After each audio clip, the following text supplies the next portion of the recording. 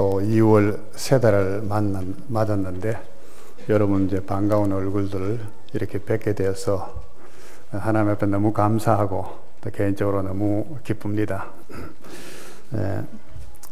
오늘 우리는 더 읽은 그 본문을 가지고 하나님께서 우리에게 주신 은혜를 새롭게 하고 굳게 할 수 있기를 간절히 바랍니다. 에베소서 성경은 제가 몇 차례에 걸쳐서 우리 함께 그 말씀을 생각하고 은혜를 나누었는데, 삼위 하나님께서 교회를 향한, 교회라고 하는 것은 우리죠. 우리 자신들을 향한 창세전부터 영원한 확고하고 불변하는 그런 하나님의 뜻과 그런 계획들을 우리에게 말씀해 주신 그런 책입니다.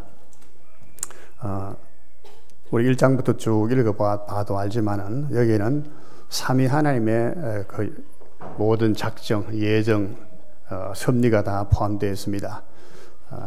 하늘에 하나님 아버지라고 하는 그 지칭이 나오고, 그 다음에 우리 주 예수 그리스도에 대한 얘기가 나오고, 성령에 대한 말씀이 나오는데, 오늘 우리 읽은 이 말씀에 특히 13절, 14절에서는 성령에 관한 사역에 대해서 말씀하고 있습니다. 그렇죠? 그 안에서 믿어 약속의 성령으로 인치심을 받았으니, 14절에는 이는 우리의 기업의 보증이 되사, 기업의 보증이 되신다는 말은 성령께서 그러시다는 말씀이죠. 그 얻으신 것을 송량하시고, 이 송량하시는 것도 성령께서 하시는 일이고, 그래서 하나님의 원래 창조하셨던 계획인 그의 영광을 찬송하게 하려고 하셨다, 하나님의 뜻을 분명히 말씀하셨습니다. 우리가 에베소서를 보든지 어느 성경을 읽을 때도 마찬가지지만은 하나님의 확고하신 변함없으신 그 뜻, 그 불변성에 대한 것을 우리는 굳건하게 믿어야 됩니다. 우리가 흔들리지 않고 굳건하게 설 수 있는 것은 바로 이 하나님의 말씀이고 그 하나님의 불변하심입니다. 굳건한 반석 되시니 그 위에 내가 서리라, 그 찬송 있잖아요. 굳건한 반석 되시니, 이 흔들림이 없습니다. 하나님은 변함이 없으시고 그의 계획도 그의 뜻도 변함이 없으시다, 확고하다는 것이죠. 그래서 우리가 믿음으로 이것을 받기만 하면은 세상에 아무리 요동을 친다 할지라도, 곤두박질을 쳐도 우리는 흔들리지 아니하는 삶을 살아갈 수가 있는 것입니다. 그런데 이러한 하나님의 그 계획 속에서 오늘 성령께서 어떤 역사를 하시는가 하는 것을 생각해 보려고 합니다. 성령의 사역에 관하여 그렇게 말해 볼 수 있겠습니다. 특히 오늘 보면 또 기업이라는 말씀이 나옵니다. 11절에도 보면은 우리가 예정을 입어 그 안에서 기업이 되었으니, 그랬죠? 기업이 되었다.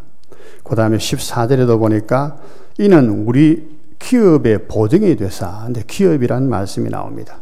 그러면은 기업이라고 하는 것이 무엇인가? 근데 무엇이 기업인가? 이걸 우리가 생각해 봐야 되겠죠?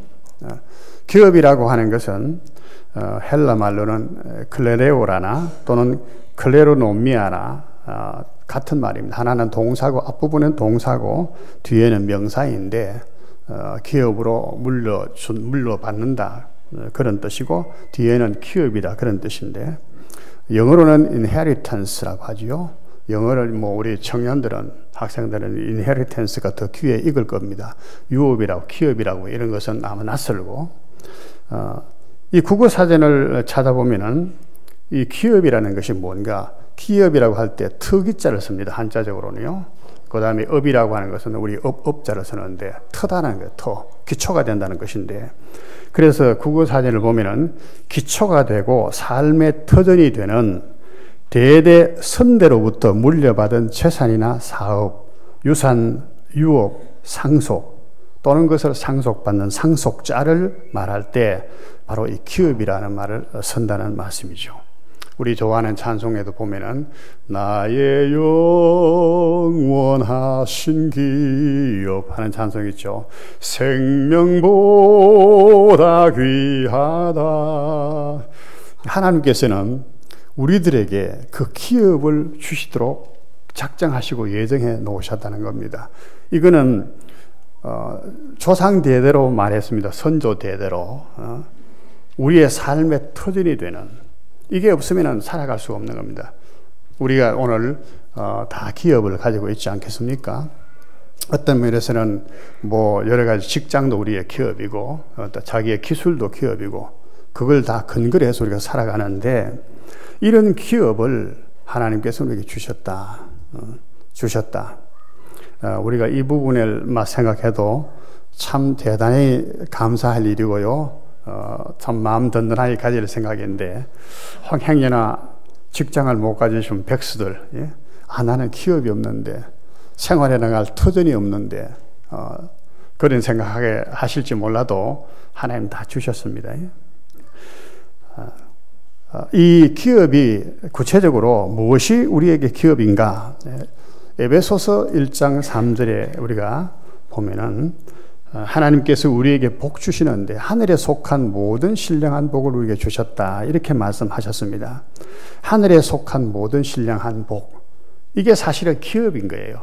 근데 여기에는 하늘에 신령한 복 하니까 구체적으로 그게 뭐를 의미하는지는 모르지만은 창세기 17장 8절을 보면은 내가 너와 내 후손에게 내게 거류하는 이 땅 곧 가나안 온 땅을 주어 영원한 기업이 되게 하고, 기업이 된다 말씀이 있죠. 기업이 되게 하고 나는 그들의 하나님이 되리라 했습니다. 하나님이 아브라함을 갈대아 우르에서 불러내실 때 12장 1절을 보면 이렇게 말씀하셨습니다. 아브라함아, 내가 네게 줄 땅, 지시할 땅으로 네 아비 집, 친척의 집을 떠나서 가라, 그렇게 말씀하셨죠.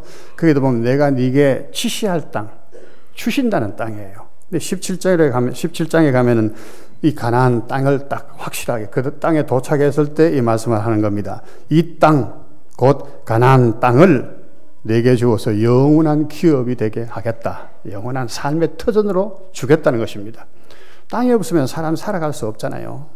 거기에서 모든 것을 얻는데, 그런데 사실은 우리가 그렇게만 가나안 땅만이 기업인가 생각하지만은 그 다음에 말씀에 보면은 나는 그들의 하나님이 되리라. 이 말씀이 사실 중요한데 우리는 이 말씀은 잊어버리고 이 땅을 주리라는 것에만 관심을 많이 가집니다. 나는 너의 하나님이 되리라. 생각해 보시기 바랍니다. 이게 무슨 의미인지요? 이게 진짜 기업이에요, 진짜. 그런데 이제 하나님이 주시는 그 땅만 우리가 기업으로 자꾸 생각하는데, 예? 자, 어쨌든 하나님께서 아브라함에게 기업을 준다고 하셨는데 그 기업은 가나안 땅이었습니다. 젖과 꿀이 흐른다고 하는 가나안 땅이었습니다.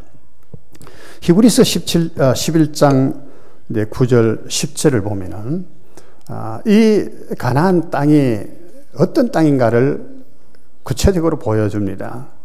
믿음으로 그가란 말 아브라함을 가리키는 것입니다. 아브라함이 이방 땅에 있는 것 같이 약속의 땅에 거류하여 동일한 약속을 유업으로 함께 받은 이삭과 및 야곱과 더불어 장막에 거하였으니, 아브라함이 하나님께서 영원한 기업으로 주신다고 하는 그 가나안 땅에 정착하게 되었음에도 불구하고 거기는 그 땅에서 이방의 땅에 있는 것 자체는 내 땅이 아니고 남의 나라, 남의 사람들의 땅에 있는 것 같이, 다른 말은 그래서 나그네로 지었다고 말이에요. 그래서 언제든지 떠날 수 있다라고 하는 생각을 가지고 장막에 거하였다.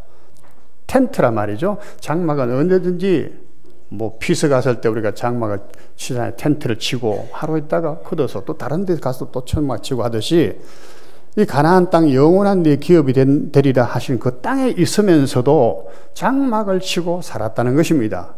왜?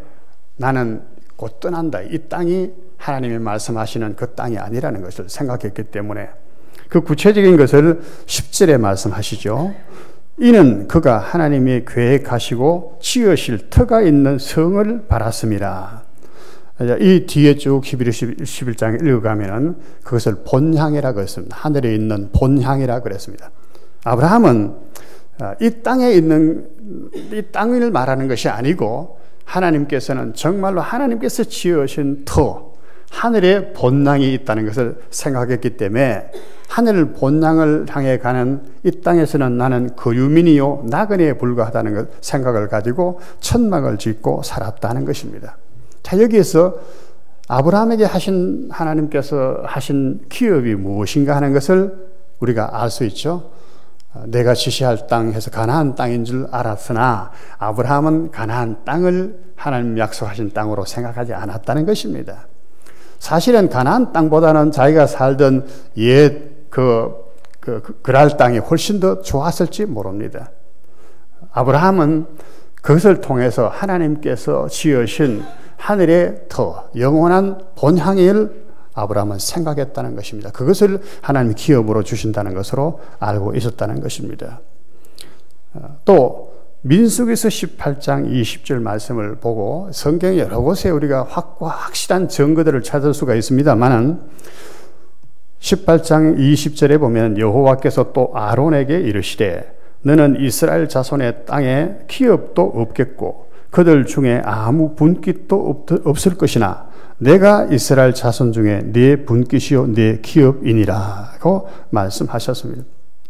이 아론은 레위 자손의 그 족장이죠. 레위 자손. 레위 자손들에게는 땅의 기업을 안 줬다는 말이죠. 우리가 아는 대로 야곱에게 12아들들이 있어서 12지파를 구성하잖아요. 이 12지파들이 이제 가나안 땅, 하나님의 주신 가나안 땅에 들어갔을 때 딱 경계를 나누어서 여기까지 여기는 루벤 땅, 여기는 레위 땅, 여기는 시므온 땅, 여기는 베냐민 땅 이렇게 땅을 딱딱 나누어 줬는데 레위 지파들에게는 아론에게는 땅의 분깃을 안 줬다는 거예요. 분깃이나 기업이나 같은 말이죠. 자기 몫을 안 줬다는 거예요. 왜 안 줬느냐? 그걸 설명하는 것입니다. 땅에는 내 기업도 없고 아무것도 너는 기업이 없다. 왜 그랬냐 하면은 내가 이스라엘 자손 중에 네 분깃이요 네 기업이니라. 하나님이 레위 지파들에게는 그 분깃이 되시겠다는 거예요. 레위 지파들은 하나님을 섬기는 그 일을 했습니다. 성막에서 하나님 섬기는 일을 했는데 그들이 그러면 못 먹고 사느냐? 그때 이스라엘 백성들이 하나님 앞에 제사를 드리러 가져오는 짐승 또는 이제 소출의 11조를 내는 그 11조 이런 하나님께 드리는 제물들 이런 것을 받아서 그것으로 먹고 살았어요. 레위 지파들은 그랬습니다. 여기 아주 중요하죠. 왜 만약에 땅에 하나님께서 기업을 주신다면 골고루 다 줘야 되지 이 아론에게 레위 지파에게는 왜 안 주시느냐? 왜 그런가? 생각해 보면은 오해할 수가 있지만 아까도 아브라함에게도 말씀하셨습니다. 아브라함에게 하신 그 기업이라는 것은 내가 네 하나님이 네 기업이다 라고 했듯이 진짜는 하나님이 기업이에요. 우리가 후일에 예수 믿으십시오. 그럼 믿고 이제 천국 가십시오. 이런 얘기를 하면은 우리도 그랬습니다. 예수님이고 하나님은 둘째 쳐놓고 죽어서 천당 가는다는 것 그것만 좋았어요. 천당 가면 좋은 줄로만 생각했지 사실은 천당이 좋은 것입니까? 하나님이 좋은 것입니까? 우리가 참 많은 것에서 잘못 이렇게 혼돈하고 살아가는 게 많습니다. 신앙에서도 하나님이 없는 천당은 의미가 없는 것이고 사실은 하나님이 없으면 천당도 있을 수도 없지만은 예수님이 없으면 천국 갈 수도 없고 예수님 자신이 천국임에도 불구하고 그걸 몰라요. 천국 가는 거 좋아. 거기 가면 아픈 거 고통하는 거 슬픈 거 없고 영원히 살고 행복하게 살고 이런 생각만 해서 천국만 좋다라고 생각을 하는데 그것이 아니라 사실은 나는 네 하나님이 되리라 하는 이게 정말로 기업인데 하나님 주시는 땅만 생각하면 안 된다는 거예요. 오늘 우리들에게는 하나님께서 우리가 태어나기도 전에 영원 전에 창세 전에 이것을 다 예정하시고 작정해 놓으셨다는 것입니다. 우리가 이 믿음을 가지면 얼마나 감사할 일이고 절망을 얼마나 소망을 해야 될 일인가. 우리 성도님들은 이런 믿음과 소망 가운데 감사를 충만히 하실 수 있기를 축원드립니다. 이 땅에 권고한 일이 많고 다 하겠지만은 나이 자꾸 들어보십시오. 소망이 있는가? 별로. 정말 맛있는 것도 별로고요. 재밌는 것도 별로. 나는 저보다도 지금 나이 훨씬 많으신 분들 많은데 때때로 이런 얘기하면 참 철없어 보이고 그런 것 같지만은 어떤 분은 100세를 살고 보니 그렇게도 말을 했습니다만은 그래도 때때로는 참 재미없다는 생각이 들어요. 세상에 참 재미없다. 젊었을 때는 그래도 또 젊음이나 있어서 뭐 한데 세상에 참 재미없다는 생각이 들어요. 예수 믿는 우리가 그럴 때는 예수 안 믿는 사람은 어떻겠습니까? 시간을 죽인다 하잖아요. 지루해 못 살겠다 하는 거예요. 그런 분들 참 세상에 많아요.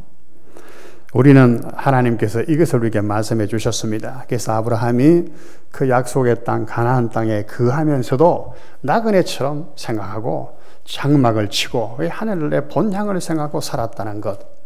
그것이 이제 진짜 믿음의 사람들의 모습들입니다. 우리들에게는 동일한 아브라함의 자손들로서 이런 믿음과 소망을 가지고 살아가야 될 줄로 믿습니다.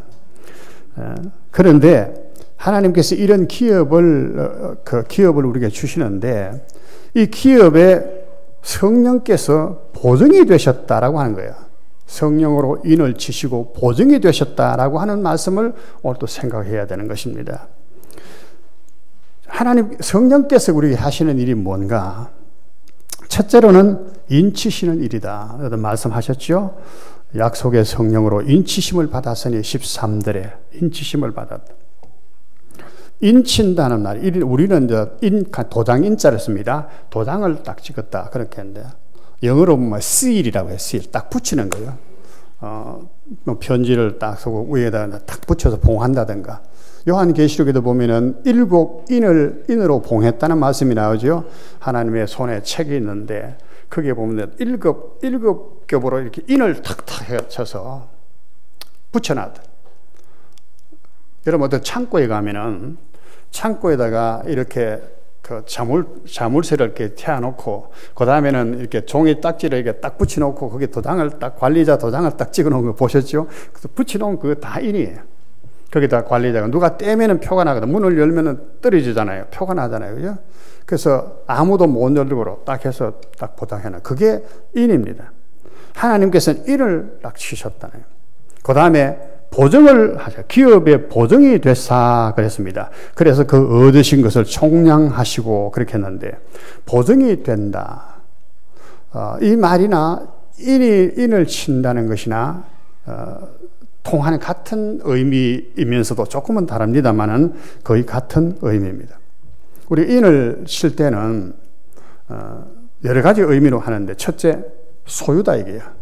내 소유다.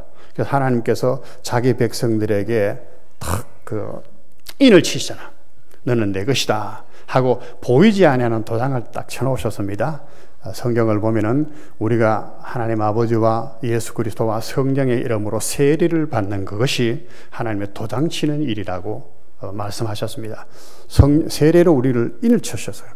그래서 진실로 하나님에 대한 신앙을 고백하고 세례를 받는 사람은 너는 내 것이다. 하나님의 소유다.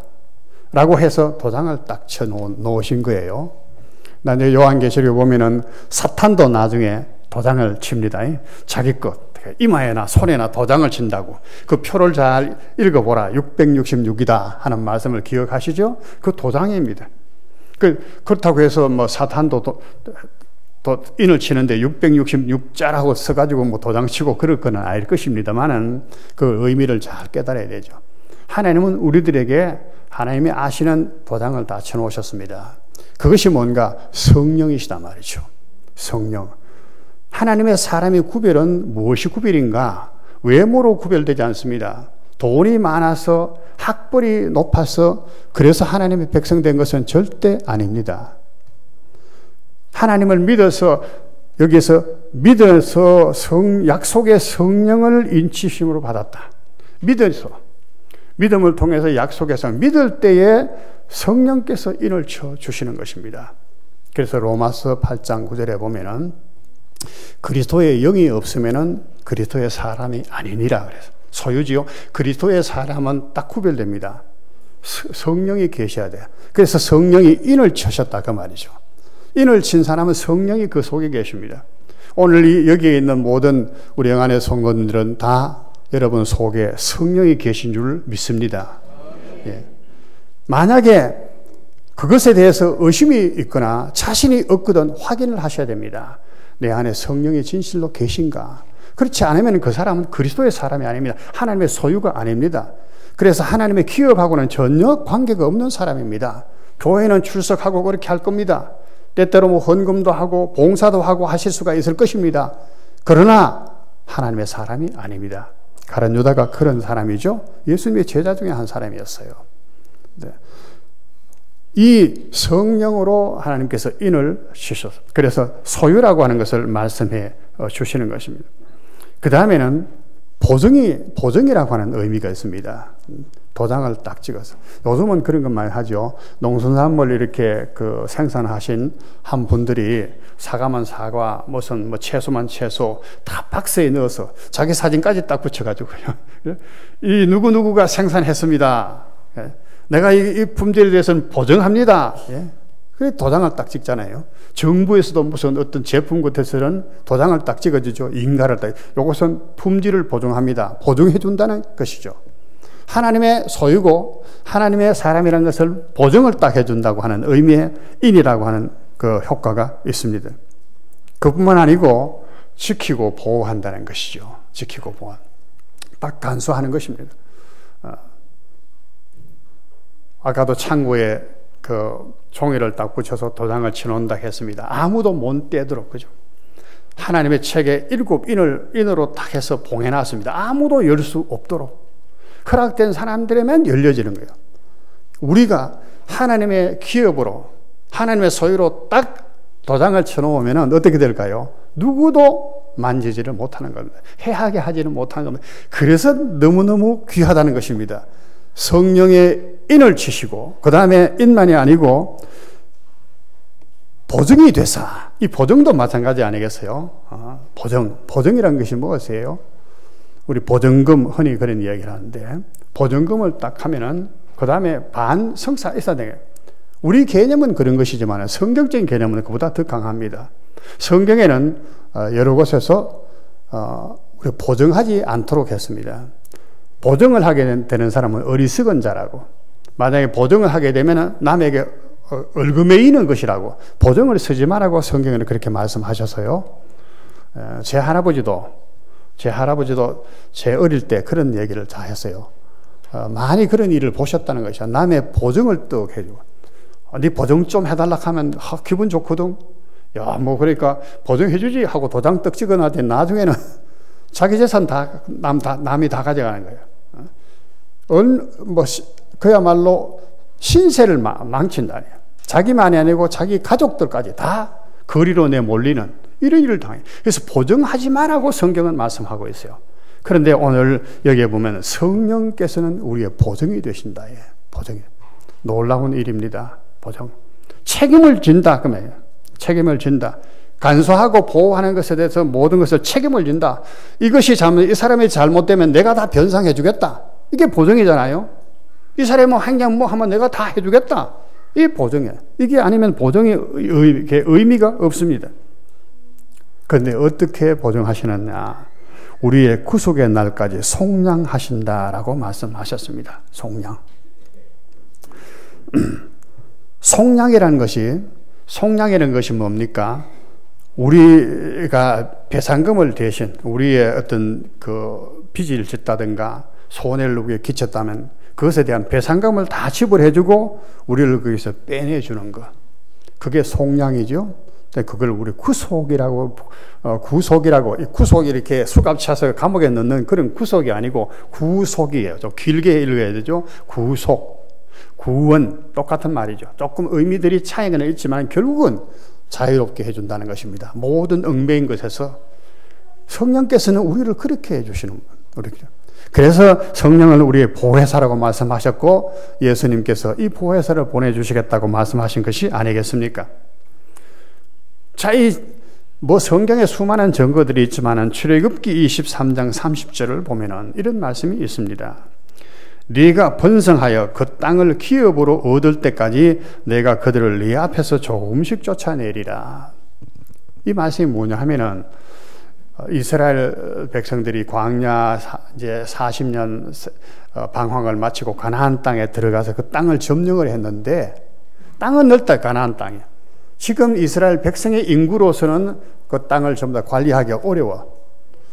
그래서 내버려 두면은 땅이 황폐해지기 때문에 하나님께서는 거기에 살고 있는 터갈고 뭐 산을 가꾸고 살고 있는 가나안의 7 족속들을 내어 쫓는데 작은 조금씩 해서 그렇게 다 내어 쫓겠다네. 이 말씀이 굉장히 의미가 있죠. 그 땅을 하나님 주신다 그랬습니다.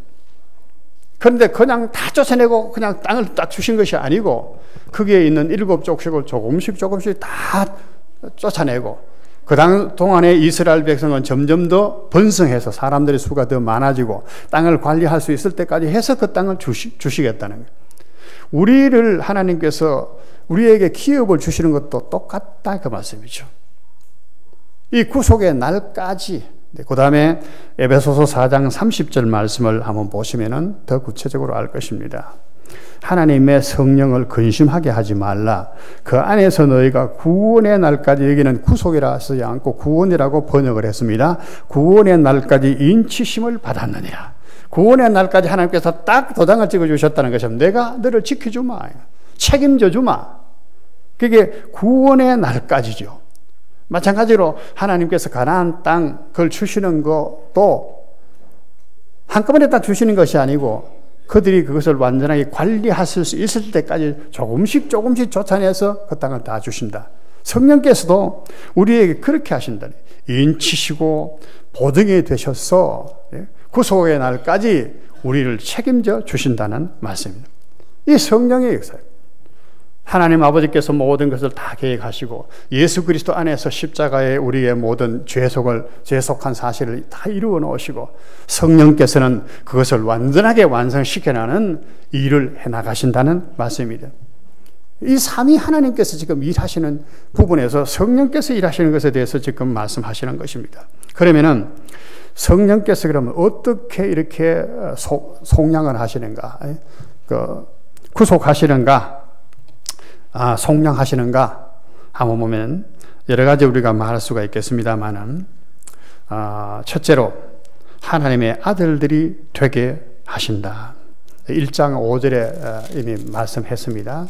우리로 하여금 하나님의 아들들이 되게 하셨으니, 하나님의 아들들이 된다는 말은 여러 가지 의미가 있는데 요한복음 1장 12절에 보면은 믿는 자 곧 그 이름을 그를 영접하는 자들에게는 뭐가 되는 권세를 주셨다고 그랬습니까? 하나님의 자녀가 되는 권세를 주셨고, 하나님의 자녀의 권세가 굉장히 큽니다. 어마어마한 겁니다. 좋은 거는 전혀 다릅니다. 관계없는 사람하고는 타인하고는 전혀 비교할 수 없습니다. 하나님의 자녀가 가지는 권세들 뭐 수없기 많겠지만은 우리가 자녀이기 때문에 아바 아버지라 부르짖느니라 기도할 수 있다 그 말이죠. 아바 아버지. 하나님의 자녀 아닌 사람은 하나님을 아버지라고 부르는 것이 굉장히 어설퍼. 그게 영 안 맞아. 그래서 아버지라고 잘 이 얘기를 못해. 그리스도의 사람 아닌 사람들은 성령의 그 속에 없기 때문에 아버지라 부르기가 어려운 거예요. 기도할 수 있는 사람이 이럴 수도 있습니다. 그죠? 근데 여기에 하나님의 아들들이 된다는 것은 우리가 기업과 관계해서 생각을 해야 돼요. 기업. 다른 여자 말고 하나님의 보호하심도 있는 것이지만은 아들들에게는 유산을 물려주는 것입니다. 아버지가. 로마서 8장 17절에 보면은 자녀이면 또한 상속자 곧 하나님의 상속자요 그랬습니다. 자녀면은 상속받는 자다요. 자녀가 되면 다 상속받아요. 상속 달라고 해서 우리 권리를 주장할 수 있는 것은 아니지만은 아버지가 무조건 주시는 거야. 그냥 주시는 거예요. 그러니까 공짜는 완전히 기업이에요. 기업도 하나님께서 내가 네게 준다 그러죠. 아브라함을 불러서 내가 줄게 주마. 하나님이 일방적인 것인지 우리가 뭐 달라고 했는 것도 아니고 우리가 그런 기업이 있는 줄도 몰라요. 그런데 하나님께서 일방적으로 주신다고 하셨고 약속하시고 주시지 않아요. 마찬가지로 여기에도 상속도 마찬가지입니다. 부모님이 그냥 자신에게 주는 거예요. 하나님이 주시는 상속은 어마어마한 것이 아니겠습니까? 그래서 하나님의 자녀가 아들들이 되게 하신다는 것입니다. 되게 하시네요. 이 말 속에 모든 게 다 있습니다. 다 들었는데 이걸 조금 더 풀이하면은 여러 가지가 있을 수 있단 말이에요. 두 번째 우리가 그 풀이해서 거룩하고 흠이 없도록 하신다. 하나님의 자녀가 되는데 거기에 보면 4절에 그런 말씀이 있죠. 그 앞에 거룩하고 흠이 없게 하시려고 하나님의 자녀이기 때문에 거룩하고 흠이 없어.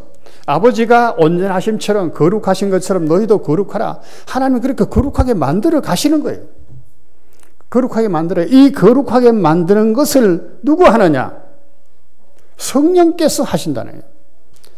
성령은 거룩한 영입니다. 거룩한 영. 그래서 성령이 아니시고는요, 거룩하게 될 수 없어요. 물론 스님들도 산속에 들어가서 수영하고 뭐 이렇게 돌을 닦고 그럽니다. 고행을 하고 유교 같은 데서도 그렇게 하고 교육을 통해서도 다 하고 훈련받고 인간다운 사람이 되고자 합니다. 그건 한계가 있습니다.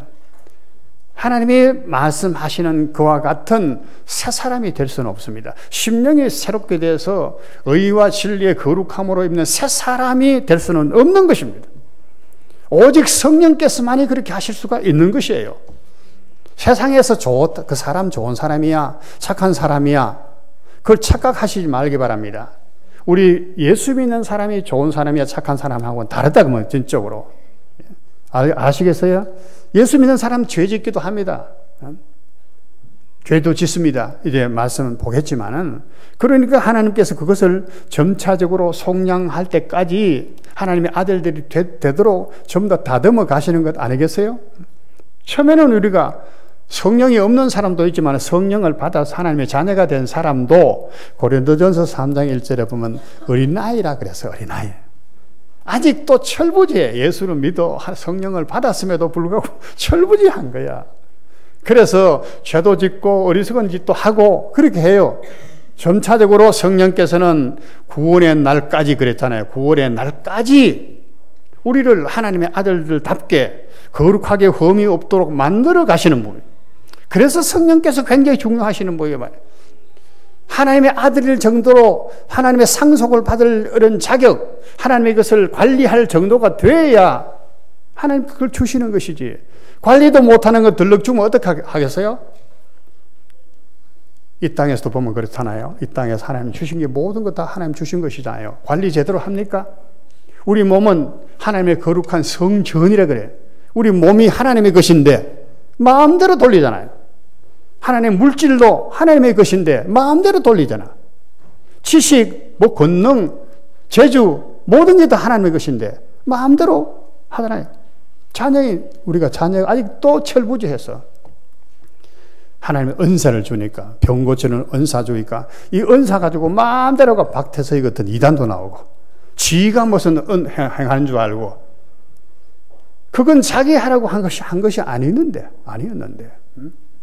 다듬어 가시는 것인데 거룩하게 흠이 없는 사람이 되게 하신다. 우리가 그래서 하나님의 아들들이 된다는 의미는 굉장히 많은 것이 있습니다만은, 우리는 이렇게 성령께서는 우리를 하여금 거룩하고 흠이 없는 사람으로 만들어갑니다. 우리 윤리와 도덕직이라고 할 수 있겠죠? 윤리와 도덕이 갖추어져야 됩니다. 예수 믿고 1, 2년, 3, 4년 뭐 이제 성령 받고 은혜 받고 뭐 처음에는 열은 풀풀하지, 그건 아직도 갖추어지지 않은 것이 너무 많습니다. 그래서 교회에 오면은 여기에 다른 사람의 마음을 아프게 하는 일들이 많이 있잖아요. 그러니까 뭐 어떤 사람은 또 마음이 상해서 교회 안 나온다는 사람이 있다 하더라고. 교회는 그런 데예요. 그러나 세상보다는 그래도 나아요. 세상보다는 좀 낫지만은 그래도 수고하고 무거운 정말로 죄인들이 다 오라고 주님 말씀하셨기 때문에 죄인들이 온 것이에요. 그러니까 여기에서도 그런 것이 있을 수 있는 거예요. 왜? 우리 그리스도 안에서 어린아이들이기 때문에. 그러나 성령께서는 우리를 거룩하고 흠이 없는 사람으로 만들어 가신다는 거예요. 그래서 참 감사한 것이죠. 제가 이제 70이 넘었는데, 제가 젊었을 때 신앙생활을 할 때부터 나와 함께 하신 성도님들 있잖아요. 문 목사가 좀 달라진 거 같습니까? 안 달라졌으면 그 참 큰일이라. 나는 내가 봐도 나 아직 안 달라진 것 같아. 안 달라진 것 같아. 달라져야 되는 것입니다. 달라질 수밖에 없게 되어 있습니다. 왜? 성령께서 가만히 계시지 않기 때문에. 가만히. 여러분 다 달라졌어요. 저 사람 달라졌어요. 제가 뭐 지금 이름만 거론하라 해도 여기에 그럴 분들 많이 있습니다. 달라지신 분들 참 달라지셔서. 근데 여러분들이 참 수양하고 인격이 고상해서 그렇다고 생각하면 절대 안 됩니다. 하나님의 은혜로 성령께서, 그러니까 너무 감사하지요. 내가 내 스스로 했다면 다시 또 도로아마의 탑을 될 수 있습니다. 성령께서 하신 것은 돌아갈 수가 없어요. 돌아가봤자 거기까지야. 거기까지. 성령께서 우리를 어떻게 송영하시는가? 온전한 사람이 되게 하신다. 똑같은 말입니다. 하나님의 아들로 온전한 사람이에요. 거룩하게 흠이 없는 사람은 온전한 사람입니다. 그러나 온전한 사람이란 말을 써본 겁니다. 온전한 것이 무엇인가? 에베소서 4장 13절에 보면은 믿는 것과 아는 것이 하나가 되어 온전한 사람을 이루어, 이렇게 말씀하셨습니다. 믿는 것과 아는 것이 하나가 된다. 이게 무슨 말일까? 참 성경의 말씀을 생각해 보면 너무 재밌고 너무 깊고 그래요. 믿는 것과 아는 것. 야고보서 2장 19절 말씀을 보면은 너희가 하나님이 한 분인 줄 아느냐? 잘 아는도다. 잘 아시는 말씀이죠? 귀신들도 믿고 뜨느니라. 야고보서는 이제 행위를 가리키는 말씀이라 하잖아요. 너희가 하나님이 한 분인 줄 믿느냐? 믿음을 말했습니다. 믿느냐? 잘한다. 믿는 것이 좋은 거리, 옳은, 잘하는 일이래. 착한 일이라는 말이에요. 좋은 일이다. 그러나 귀신들도 믿고 뜨느니라. 그래서 그 믿음 가지고는 좀 부족하다 그 말이거든요. 하나님이 한 분이신 줄 믿느냐? 잘하는도다. 그러나 귀신들도 믿고 떠느냐? 귀신들도 알아 하나님 한 분이다. 믿어. 그러고는 그 하나님 앞에 떨어. 하나님 앞에. 우리는 하나님을 믿는다 해놓고 안 떨거든. 안 떨어. 하나님 말씀 앞에 벌벌 떨어내요. 은혜 받았을 땐 벌벌 떤다. 처음에는 하나님 앞에 뭐 벌벌 떨지.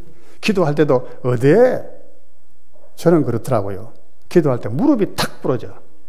내 할아버지한테 원래 교육을 그래 받았지만은 하나님을 아는 순간부터 나는 무릎이 딱 부러져. 교회 가서 그 당시 때는 의자도 없었습니다만은 이렇게 양반다리 하고 이렇게 앉지를 않았어. 1시간 이상 예배 드릴 때도 무릎 탁 꿇고 해서 처음에는 지도 나지요. 근데 그게 참 편하고 좋아. 마음의 가짐 자세가 달라요. 그래서 우리 새벽기도실에 보면은 방석 놓고 새벽기도 하잖아요. 어떤 면이 참 좋아. 의자에 앉아가 이렇게 하는 것은 정말로 자세가, 우리는 그게 습관이 안 돼서 그렇겠지만, 그것다 또 다리 탁 꼬고 앉아가지고.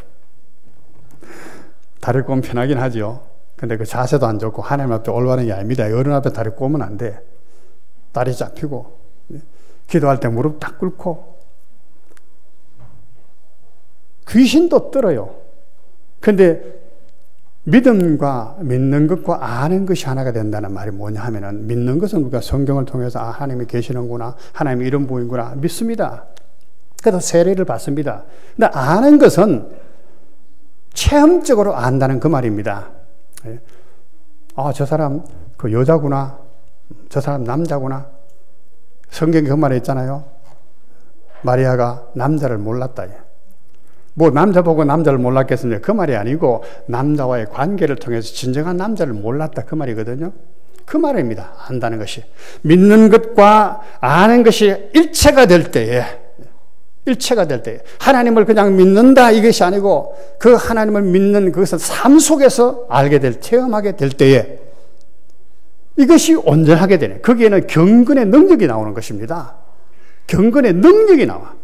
말세에 가면은 이 경건의 능력이 없다 그래. 경건한 모양은 있는데 다 기도하는데 뭐 이렇게 모양은 뭐가 있는 것 같은데 실제로는 능력이 없는 거예요. 경건의 능력이라는 것이 어떻겠습니까? 어떤 겁니다. 사랑, 인내, 청결 뭐 이런 것도 다 능력입니다. 우리가 뭐 병 고치고하는 이런 것만의 능력이 아니고 실질적인 우리 삶 속에서 인내할 수 있는 능력이라든가 용서할 수 있는 능력이라든가 사랑할 수 있는 그런 능력이라든가 뭘 행할 수 있는 능력이라든가 이게 능력이야. 이 경건의 능력이야. 하나님 앞에서 가지는 능력. 이것이 온전한 사람이 될 때 되는 거예요.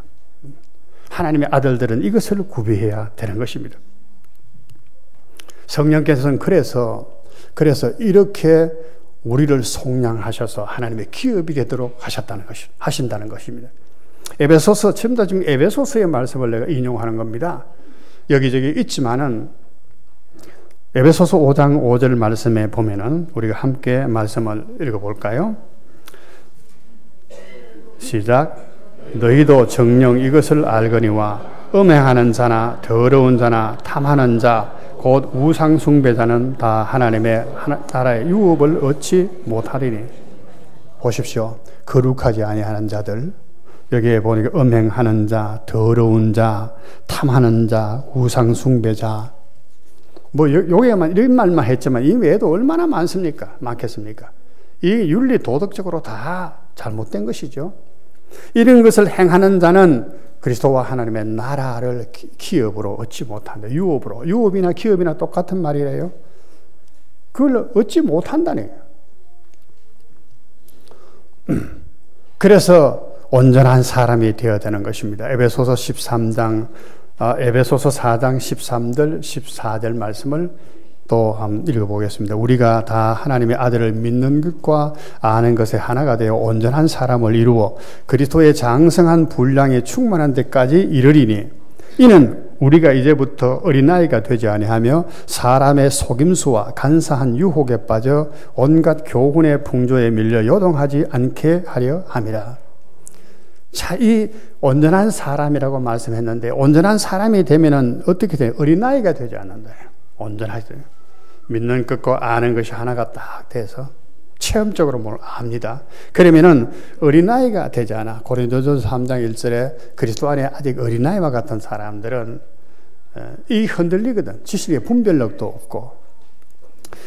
이런 사람들은 사람의 속임수와 간사한 유혹에 빠지고 온갖 교훈의 풍조에 밀린다. 풍조, 바람과 물결, 바다에 가면 조수가 있잖아요. 조수가 흐르잖아요. 바람이 또 불잖아요. 그럼 막 난리 다니죠. 난리들. 오늘 보면은 참 우리 시대가 굉장히 혼탁스럽습니다.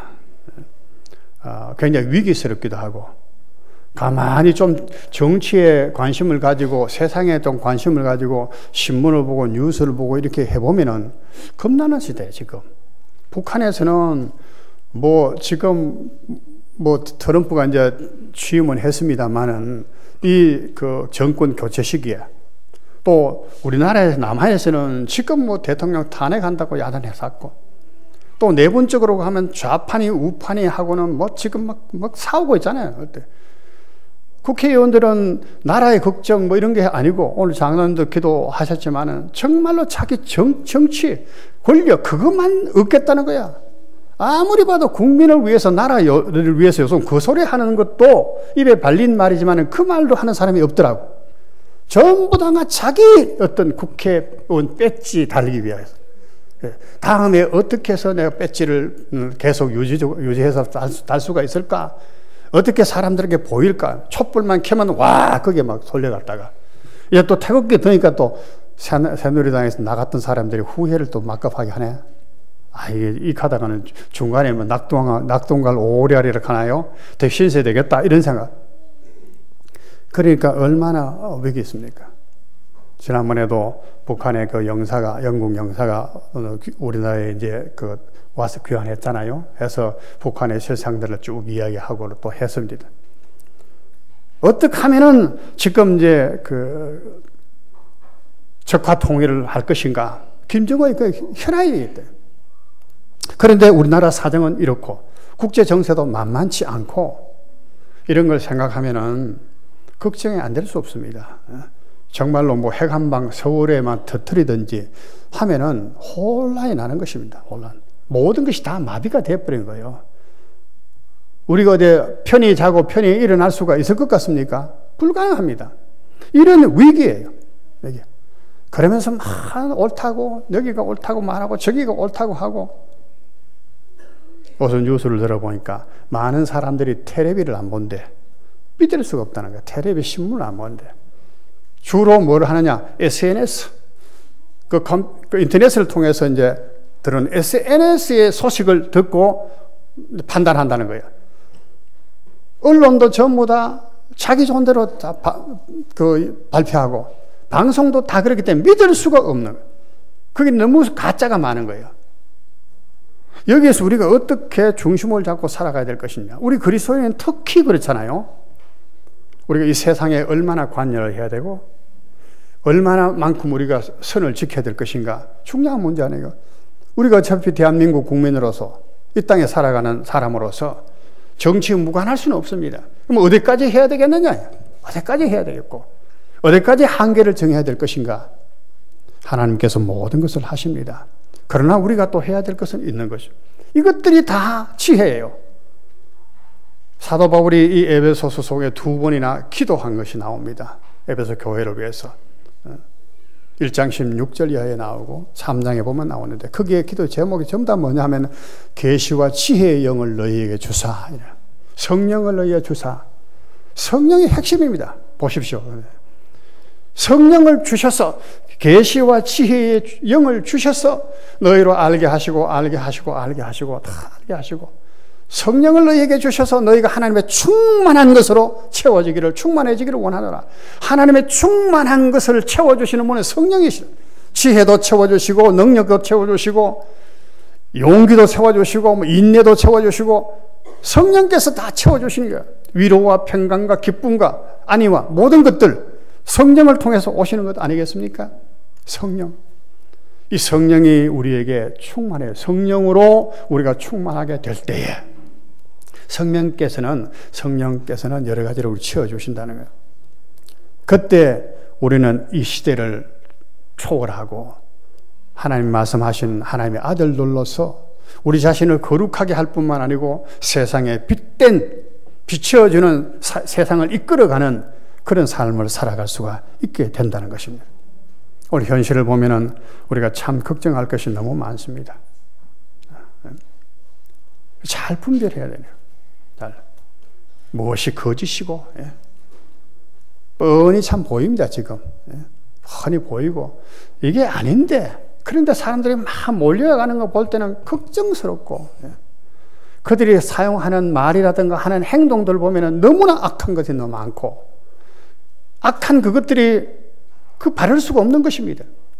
보수, 진보. 여러분, 보수, 진보가 뭐지요? 금년에 우리 종교개혁 500년 주년이라고 정말로 교회를 개혁해야 되겠다 하고 바른 신학, 바른 교회 다시 한번 더 강조하고 있지 않습니까? 목사님 그렇게 해서 쭉 설교를 해 가시는 줄 믿습니다. 500주년 개혁하는. 어떻게 우리가 이러한 것들을 분별하고 할 것이냐? 보수가 뭔가, 여러분? 보수가 뭐지요? 나는 누구하고 이야기하면서 그래서 보수가 뭔가? 세상에도 보수 말하는데 우리 교회도 보수 갑니까? 보수 소리 나는데 개혁, 보수하긴 합니다. 좀 자유주의 신학. 성경이 보수예요. 하나님의 말씀, 시편 119편 말씀이죠. 하나님의 율법은, 하나님의 규례는, 하나님의 법도는, 하나님의 율례는, 하나님의 도는, 하나님의 말씀에 대한 것이 얼마나 많은지 몰라요. 여기는 정치, 경제, 문화, 사회 다 있습니다. 제가 성경을 보니까 그렇더라고. 다 있어. 우리가 그걸 발견 못해서 그렇지. 하나님의 말씀하신 그것이야말로 진짜 보수예요. 여기서 좌우, 그래서 너희는 좌우로 치우치지 말라고 하신 말이에요. 하나님의 말씀이 없으면 보수가 없는 것입니다. 어느 한쪽으로 흔들려 갈 수밖에 없는 거예요. 그래서 성령께서 계시와 지혜의 영이 우리에게 오셔서 알게 하시고 하나님의 아들로서 거룩하고 하나님의 아들로서 세상에 빛처럼 살 수 있도록 되어야 된다고 말씀을 하시는 거예요. 이게 삶의 원리예요. 그러면 이제 짧게 마지막으로 권면을 해야 되지 않겠습니까? 그럼 우리가 어떻게 해야 될 것인가? 오늘 말씀이 그것이니까 이런 성령께서 우리를 인치시고 우리를 속량하시고 우리가 보증이 되신다고 하시니 성령을 우리는 구해야 되는 것입니다. 그죠? 첫째, 하나님의 성령을 근심하게 하지 말며 4장 30절 아까도 말씀했습니다. 그죠? 그 다음에 5장 18절에 보면 성령으로 충만을 받으라 하겠어요. 4장 30절의 이 말씀은 우리가 성령을 근심하게, 하나님의 성령을 근심하게 말라. 왜냐하면 우리가 구속의 날까지 그의 인치심을 받았다. 구속의 날까지 하나님께서, 성령께서 나를 위해서 슬퍼하시고 고통하시고 괴로워하시고 간구하시고 뭐 얼마나 많습니까? 그러시고 시기하시고 우리 안에서 그렇게 하신 거예요. 슬퍼하시고 근심하시고 탄식하심으로 우리를 위해서 기도하신다고 로마서 8장에는 그렇게 말씀하셨거든요. 우리를 시기하시고 우리가 엉뚱한데 빠지면은 오히려 시기하셔. 네가 왜 나를 사랑하지 않느냐 말이에요. 시기하시기까지 하신다. 성령을 근심하게 하지 말고 성령으로 충만함을 받으라. 충만함. 두 번째로는 성령의 말씀을 들어라. 성령의 말씀은 하나님의 말씀은 성령의 말씀입니다. 성령의 감동으로 이것을 기록했어요. 그래서 성경은 하나님의 성령의 감동의 말씀입니다. 그걸 잊어버리지 마십시오. 성령께서 감동하신 말씀이에요. 성령께서 이 말씀을 우리에게 다시 들려주시는 거예요. 성령의 말을 들어라. 귀 있는 자는 성령께서 교회들에게 하시는 말씀을 들어라. 우리가 많이 들었죠? 교회들에게 어떻게 말씀하시니까 이 기록해서 하시는 말씀이 성령의 말씀이라. 성령에게 귀 기울이지 않는데, 성령의 말씀을 들으려고 하지 않는데 어떻게 성령께서 우리에게 충만하게 역사하실 수가 있겠습니까? 그렇지 않습니까? 성령을 근심되게 하고 성령을 슬프시게 하고 그래서 되겠습니까? 성령을 사랑해야 되죠. 성령을 사랑해요. 세 번째로는 성령의 도우심을 간구하라. 에베소서에 두 번이나 기도가 있다고 그랬습니다. 기도했어요. 계시의 지혜와 정신을 너에게 주셨어. 사도 바울이 에베소 교회를 위해서 기도한 것처럼 우리가 기도하는데 성령의 도우심을 간구해라. 나 홀로서는 결코 이 고통을 감당할 수 없습니다. 이 어려움을 감당할 수 없습니다. 이 지혜를 얻을 수가 없습니다. 성령의 나를 도와주시옵소서. 내 안에 계시는 분이요. 잠잠하게 계시지 않도록 내 안에 계시는 분이에요. 멀리 계시는 분이 아니에요. 성령이 오시옵소서. 그건 성령이 없는 분은 그렇게 말해야 되겠지. 우리는 우리 안에 성령이 계신데 하도 들이 눌러가지고 귀를 못 펴시고 꿈쩍하고 계시는 거예요. 성령께서 일하시도록 기도해야 돼요. 도와달라고 할 때 왜 안 도와주시고 도와주고 싶어서 하시는데도 지가 잘한다고 하면 가만 놔두는 거예요. 내버려 두신다. 로마서에 보니까 다 자기 내버려 둬버려. 해봐라. 그것은 어리석은 일입니다. 성령의 도우심을 간구하라. 마지막으로 성령을 거슬린 것을 회개하며 그에게 헌신해라. 성령을 거슬린 것이 많습니다. 이거 하면 마음의 양심이 괴로움이 옵니다. 이거 아닌데 그러면서 해요. 뻔히 잘못인 걸 알면서 성경 말씀에 딱 충돌되는데도 그걸 억지로 해요. 그런 것들을 회개해야 돼. 회개 안 하면 안 돼. 내가 이걸 참 잘못했습니다. 내 마음에 그런 감동을 주셨는데 양심의 가책도 됐는데 내가 그것을 저질렀습니다. 회개해야 돼. 그리고 헌신해야 돼. 성령께서 나를 다스려 달라고 하는 사람이 나 자신을 하나님께 드리지 않으면 어떻게 다스릴 수가 있겠습니까? 다스릴 수가 없는 거예요. 그게 드리는 것이 순종이고 헌신입니다. 하나님 말씀대로 사는 거예요. 사는 거. 큰 거는 하기 어려우면 성령님 이것도 할 수 있게 도와주십시오. 기도하고 할 수 있는 것은 해야 돼. 거짓말 하는 거, 참말 하는 게 참 어렵지만 그것도 할 수 있잖아요. 안 하려고 하면 되잖아. 남의 상처를 주는 말 안 하려고 하면 되잖아. 왜 그건 못 하겠습니까? 생각해보고, 조금만 생각해보고, 저 사람이 상처받지 않을까? 생각해보고 안 하면 되는데, 조그만큼만 신경을 쓰면은 성령께서 나도 모르는 사이에 점점 나를 도와주셔요. 점점 더.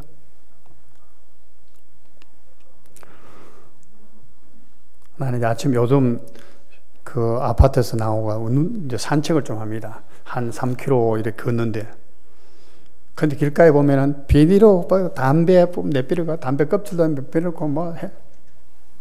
그래 하도 더러워가지고 술 마시고 캔도 내비려 놔놓고, 우리 집 사람하고 가다가 내가 다 주웠습니다. 주워가 그 아파트 쓰레기통에 갖다 놨어. 그 청소하는 사람만 해야 되나? 나는 하면 안 되나? 어차피 나도 산책하면 그 자연을 즐기는 사람인데, 좀 해야 되겠다 그 생각하고 이제 시작했습니다. 우리가 할 수 있는 것 하면 되는 거예요. 성령께 성경을 보시고 성령의 말씀을 들었으면, 성령께 순종할 수 있는 우리가 돼야 돼요. 그래야지만이 나를 다스려 주십시오 할 때 그분께서 다스려 주신 것입니다. 나는 맡기지 않는데 어떻게 할 수가 있겠습니까? 사랑하는 성도 여러분, 시대가 참 혼란합니다. 성령께서 우리를 굳건하게 붙들으셔서 온전한 사람이 되어서 흔들리지 않는 그런 세월을 사시고, 우리 안에 하나님 주시는 그 기쁨을 가지고, 능력을 가지고 우리에게 약속하신 그 기업을 향해서 힘차게 달려갈 수 있는 우리 사랑하는 영안의 성도님들 되시기를 축원드립니다. 기도하겠습니다. 하나님 아버지, 감사합니다. 저희는 알지도 못하는데 어느 날 세상에 태어났고, 세상 가운데 사탄의 아버지 그런 권세하에 어둠의 세력들 가운데 불순종하는 사람으로 이스라엘 살았는데, 예수 그리스도 안에서 우리를 불러주시고 거룩하신 성령께서 부족한 나를 그쳐 삼아서 내 안에 계시며 광야의 불기둥 그런 기둥처럼 우리를 보호 인도해 주시는 것을 너무나 감사드립니다. 하나님의 그 나라에 이를 때까지 우리에게 보호자가 되시고 보정이 되신다고 하셔사오니 찬송드립니다. 그동안 성령을 근심되게 하고 슬프시게 한 것들이 너무나 많았는데, 주님 회개할 수 있기를 할 수 있도록 우리를 가르쳐 주시고, 회개하고 순종을 통해서 온전한 사람, 하나님의 빛의 아들들다운 아들들이 되어서 정말로 예수 그리스도처럼 이 시대를 살아갈 수 있는 우리가 되게 하시고, 새 성령의 영향력을 끼치는 우리 귀한 영안의 권속들 되도록 우리 하나님이여 중단 없이 우리를 강한 손으로 붙들어 주시옵소서. 예수님 이름으로 감사드리며 기도하옵나이다. 아멘.